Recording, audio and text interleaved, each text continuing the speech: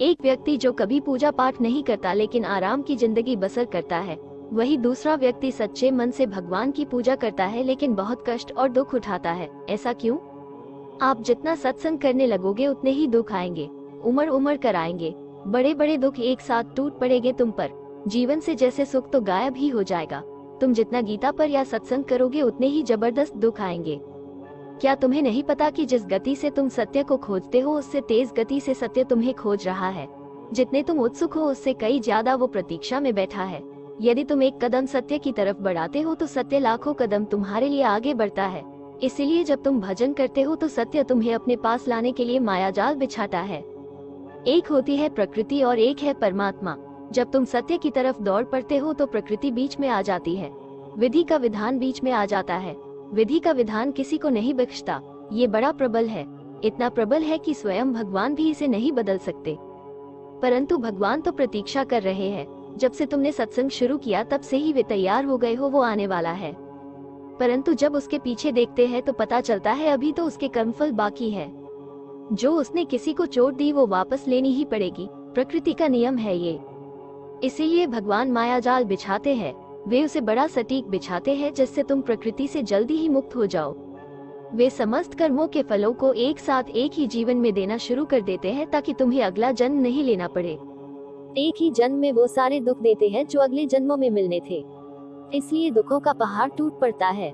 उधर से दुख देते हैं और इधर से तुम्हें सहन शक्ति देते हैं ताकि तुम उन्हें जल्दी ही पार कर लो। तुम जल्द ही पार करके उनके पास चले जाओ, वरना ये दुख तो तुम्हें अगले कई जन्मों में मिलते रहते और तुम यही भटकते रहते। पर अब उसने देख लिया और अब वह ध्यान रख रहा है तुम्हारा। तुम्हें दुख दे रहा है ताकि प्रकृति जल्द ही भेज दे तुम्हें।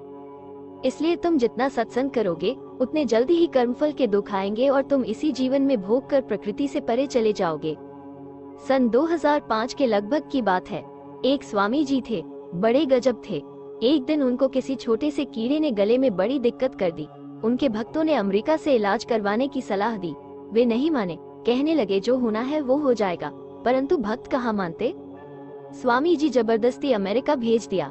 उन्होंने बहुत मना किया पर भक्त एक न माने। ऑपरेशन शुरू हुआ। कई प्रयास के बाद डॉक्टर ने वो कीड़ा निकाल दिया। स्वामी जी डॉक्टर को कहा कि वो कीड़ा दिखा दो मुझे। डॉक्टर ने दिखा दिया। अब स्वामी जी कहने लगे कि अब इस कीड़े को वही डाल दो जहाँ पर ये पहले था, मेरे गले में। डॉक्टर बड़े हैरान हुए, ये क्या कहते हो, मरना चाहते हो? स्वामी जी बड़े मुस्कुराए और कहा कि इससे पिछले कुछ जन्मों के कर्म जुड़े हुए हैं, ये उसी कर्म का फल देने आया है। यदि आप इसे निकाल दोगे तो मेरा कर्म फल बीच में ही रुक जाएगा, फिर अगला जन्म लेना पड़ेगा और इसे भुगतना पड़ेगा। और अब इतनी प्रतीक्षा नहीं होती मोक्ष के लिए, परमात्मा प्रतीक्षा कर रहे हैं। यदि एक जन्म और लिया तो वे मेरे लिए व्याकुल हो जाएंगे। इसलिए इस कीड़े को वापस डालो ताकि मैं अपने कर्मों से जल्द ही मुक्त हो जाऊं।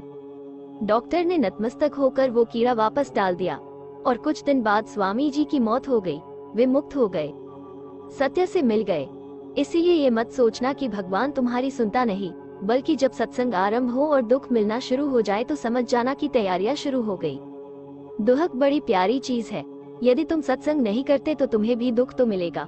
वो दुख तुम्हें बार बार सत्य की तरफ बढ़ने के लिए प्रेरणा देगा। तुम यदि छोटे दुख से नहीं समझोगे तो बड़ा दंड मिलेगा। इसलिए दुख के इशारों को समझो। जब बिना कारण ही मन दुखी होने लगे तो समझ लेना अब सत्य की दृष्टि तुम पर पड़ रही है। अब तुम सतर्क हो जाना, सावधान हो जाना।